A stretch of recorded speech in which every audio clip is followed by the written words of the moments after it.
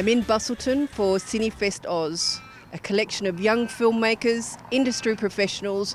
Films are being showcased and there's lots of discussion going on about how to change the future of filmmaking for the next wave of filmmakers coming through. So here we are for Perth City Talks for this film festival which is on in Busselton.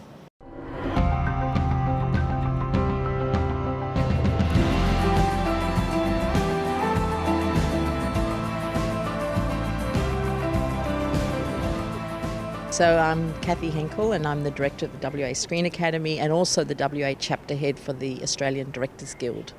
Well, obviously, as the director of the Screen Academy, my business and my concern is for the emerging early career practitioners in the industry and what opportunities exist for them and also what barriers exist for them. And it's become to my attention from listening to our graduates and early career practitioners that there are a number of barriers to success for them and that they want to consider themselves part of the industry, not in a waiting, holding pattern until they get into the big end of town. So I found out about Game Changers earlier in the year and thought it was just a kind of a brilliant group of people coming together, and I feel pretty privileged to be a part of it. I'm relatively new to WA, and so the invitation was very welcome, and went along to the first meeting and the hearts, rocks and rainbows kind of structure was established. So the hearts are things that we love or things that we think are working in the industry. Rocks are obstacles or things that we think could be improved on, and then rainbows are solutions or things that we'd like to work towards in the future.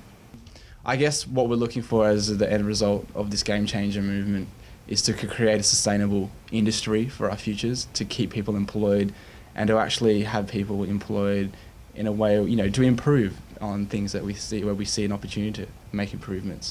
Game Changers is about going, this is the industry we're about to start working in, this is how we want it to look and feel like, and this is how we think we can be better, because this is going to be the futures of all of my friends.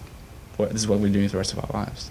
Being an emerging filmmaker, there's a lot of these conversations that happen in this sector, and I think this is the chance to, I guess, collectively speak as a group and get our voices heard on, I think, domestic and hopefully international level if we can stand together. And why film? Wow, that's a really cool question. I think what I love most about it is the collaborative experience of it all. I hate being alone. I hate doing anything alone. Sitting and writing by myself for such a long time would drive me insane, but being out with like-minded people and working on a project together from all different elements of the artistic community to form one project is really, really cool and exciting. And what's the project that you have worked on? So we have outline in the film, in the competition with Cody Cameron Brown. So it's a short film about grief with Adrian Daff as the star. Yeah. And what route have you taken to get into filmmaking? So I came from Busselton actually. This is my hometown. And I moved from here and went to uni at Murdoch University. And from there I graduated and got a job on Looking for Grace as a unit assistant. And from there I just fought really, really hard and kept working really hard for people and getting to know people and colleagues, and eventually formed a team that I'm really proud of and got some really cool experience that is just going to hopefully keep going in the future.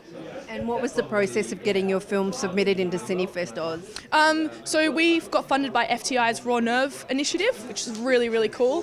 So we got some money from them and we got really great support from FTI who helped us push the production through.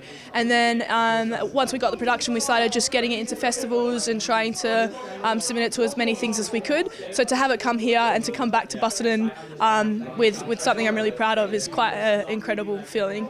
So you say you submitted it into a number of festivals. How rigorous do you have to do that? It's actually a really, really long process and more time consuming than I thought it would be. There's a lot of research, there's a lot of money involved, there's a lot of setbacks, there's a lot of rejection, but we have had it submitted into some that we got into Rev and nominated for some WASs now here, and one that will be announced shortly.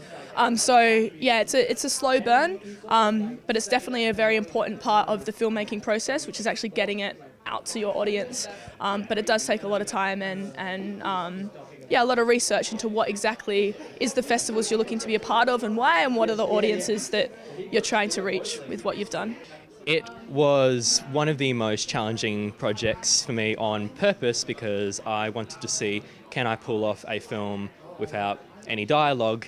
I really wanted to just throw a bunch of different obstacles at myself that I've never tried out before and see if, I could pull it off. What workshop did you get funded for? It was the 2-day director's workshop with Judith Weston, who is a major influence on my development as a young filmmaker. That led to me creating a last-minute application to Screen West, kind of outlining the benefits that I'd get out of this workshop and how it would, ultimately have a great effect on me as a young filmmaker in the long run. So it's core business for me to care about this sector. And I called out to them and said, do you want to get together and have a conversation, and what form should they take? And from there, from that first meeting, the people themselves got the notion of how to present the day, and so they formulated the structure of the event. The fact that we've collectively come together and have these, I think it's over 55 recommendations kind of came out of it. The fact that we can collectively come together, document this and present it to government means it should actually have a chance of pushing these things through. And I would say anyone who's watching this, hold us accountable and make sure that we do go through with this, because I think it's so important, and this is such a good opportunity to make real change. And how did you get interested in directing? My Uncle Jimmy Chai wrote Brand New Day and the rest is history, really. I went, and of course, coming from the Kimberleys, being a black fellow, we've got a big family. We all sit under the mango tree and tell stories and sing songs. And so being creative and telling our stories in a different medium was always a part of my life. So directing was just a way that I found that I enjoyed telling our stories. I was a recipient of the Feature Navigator initiative through Screen West, which is a year-long initiative, pretty much like a wish list of all the things that I'd like to do to develop myself as a director and to the next step to my feature film. So that whole year-long initiative, which is just so amazing, and good on Screen West for having those sort of initiatives. And I have to say, it's the first time I've ever put an application in for a non-Indigenous funded application, and Screen West and always push that with their Indigenous filmmakers, saying, you've got all these other initiatives that you can go for, open, expand, put yourself out there in every avenue. And I did it, and I'm so happy I did, so I'm really, really, really honoured to get it, because I know so many amazing filmmakers in WA, and I'm just really, really, really stoked. What is it about filmmaking you love? I love telling my people's story, working with creatives.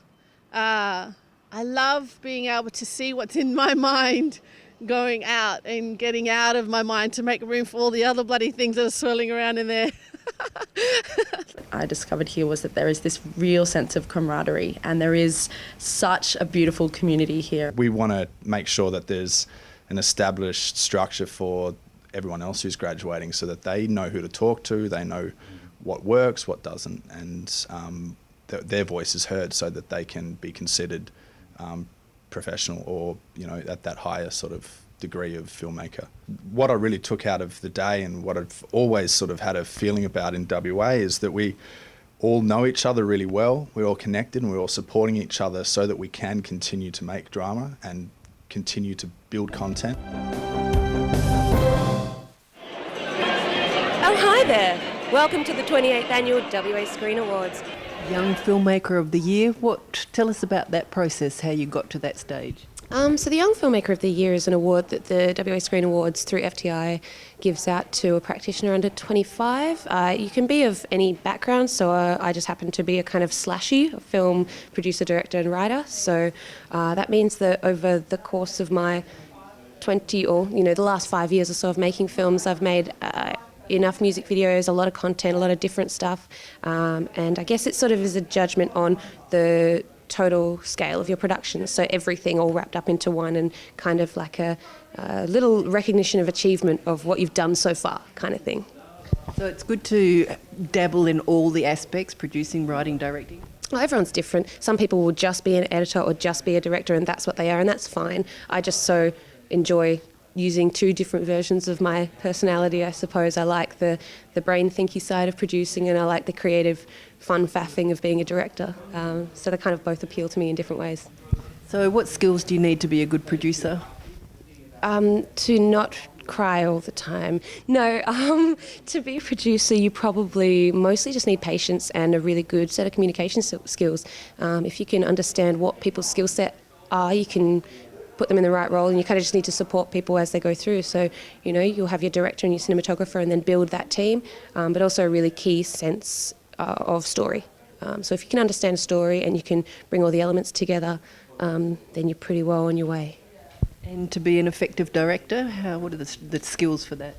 I think directors are very, very different depending on what kinds of films they make. As a director, I personally like films that are very much about nuance and relationships and people communicating with one another. So I love the closeness and the distance and the subtlety and the familiarity that you can build with actors, and I love that performance, just simple and raw and conversational. I'm not just some shiny doll that makes you feel fun or good about yourself for a bit. I know that. No, you don't. I'm a real fucking person. I guess connectivity. The biggest thing we can do as filmmakers is support one another and find out what our issues are. Don't be in review constantly. If we're constantly reviewing ourselves on how we're doing, you're not making stuff, but it's a nice balance of airing and having healthy discussion around what it is you need, what we're lacking and what we need more of to support the industry, and also just go and make it. Just make stuff. If you don't just make stuff and you sit there dwelling on the things that are bumming you out, you're just going to be a bummer.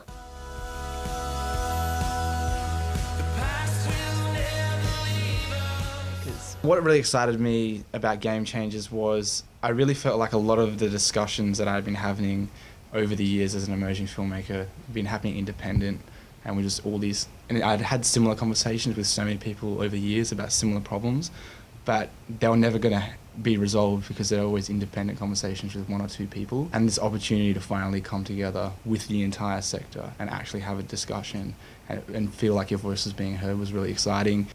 Particularly in Perth, among the emerging sector, you never really find someone who's just one thing. They're always a producer, director, or a writer, director, or a freelance as an editor, but I also do graphics, or I don't know. It's always kind of a bit of a mixed bag. So when people ask me what I do, I'm never really sure. It depends who I'm talking to, because I also produce and direct. As a young filmmaker, how are you finding the industry? I'm pretty fresh, so I'm finding it pretty friendly, and I wouldn't say I'm that young, so I think that probably helps as far as having lost a lot of the self-consciousness that comes from being in your early 20s, so that's probably a hurdle that I don't have to get over getting into film. So I come from a background in theatre, so I've been directing theatre for the past decade, and then I've been sort of slowly making the transition into making stories for screen over the last couple of years. And tell us about your relationship with Screen West. So they just awarded me the Feature Navigator program. Well, I've become part of the Feature Navigator program, so they're going to support me to develop my first feature film. What sort of process did you have to go through for that? So the application process was a 3-stage process. It was a pitch to camera, followed by kind of a written element that was outlining what I do with a 1-year development, and then it was an interview. And how did you find that process?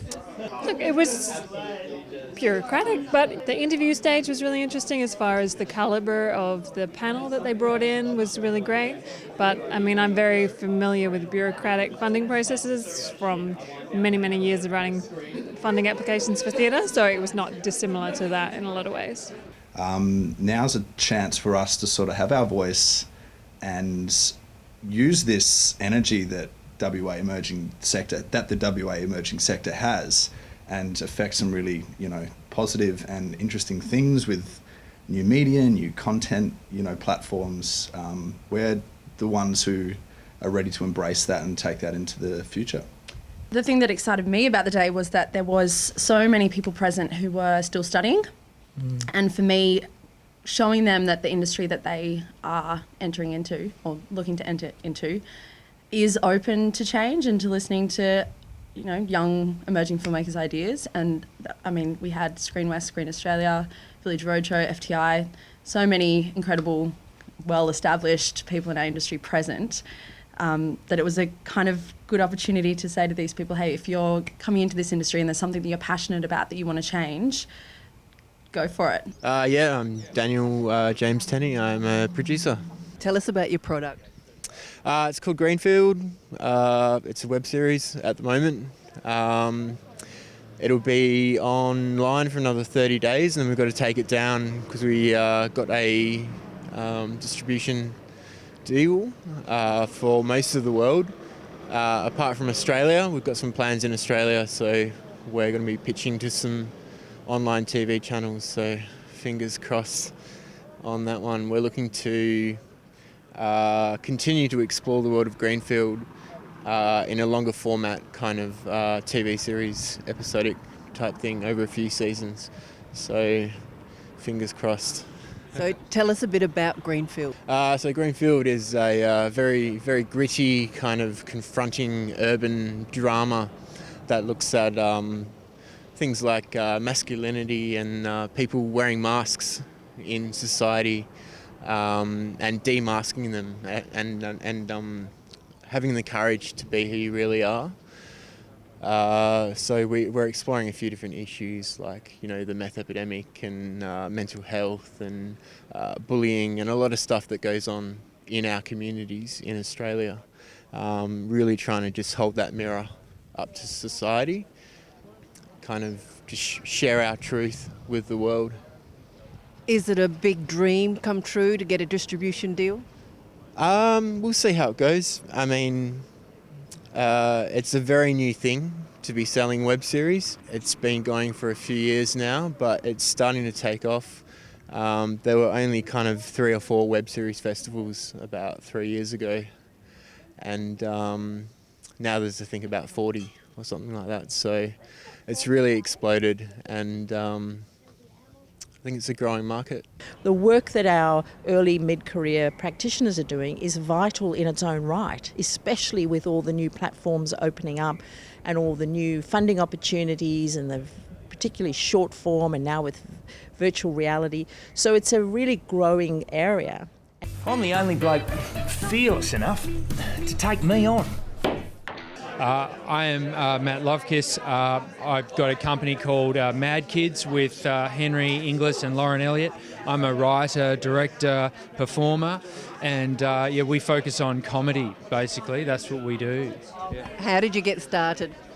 Just doing it. Just doing it. I did some stand-up, I did sort of musical comedy and all sorts of stuff. I did radio and I did a film and TV degree, creative writing degree, and and then just kept making stuff. Just not stopping, I think, is really one of the principal ideas in doing something.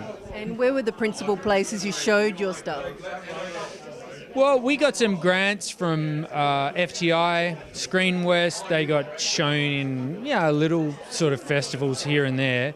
But the first better traction came from YouTube and sort of some viral videos. And then we used them as proof of concept to get more funding, made web series, and then that was seen by networks. And then we made some network shows. So that was kind of the pathway. I guess in terms of getting shows going, every time it's like reset, because a new show, it'll either fly or it won't.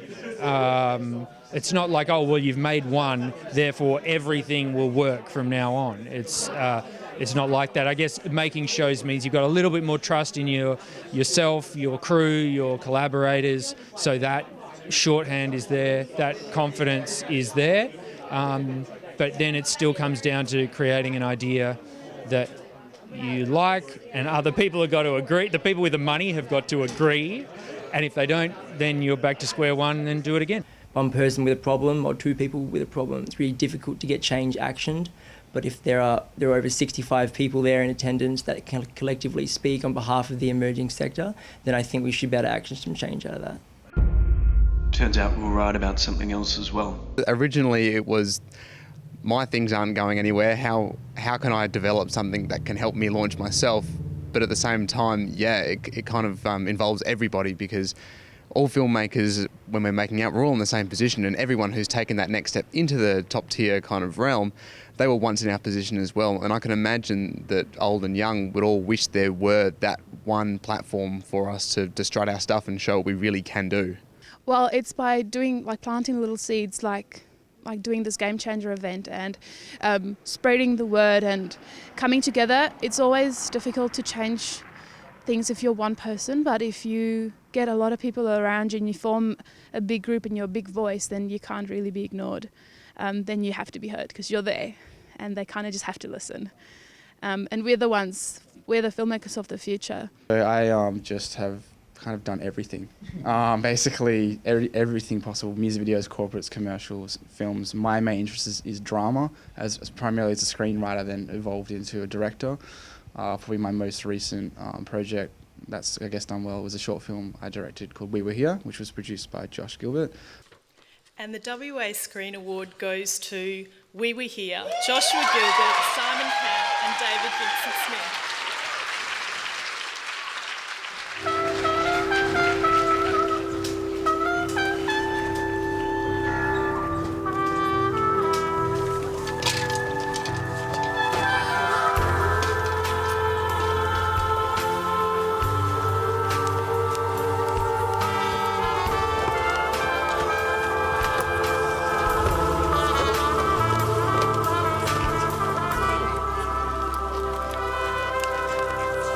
Have you had a good birthday?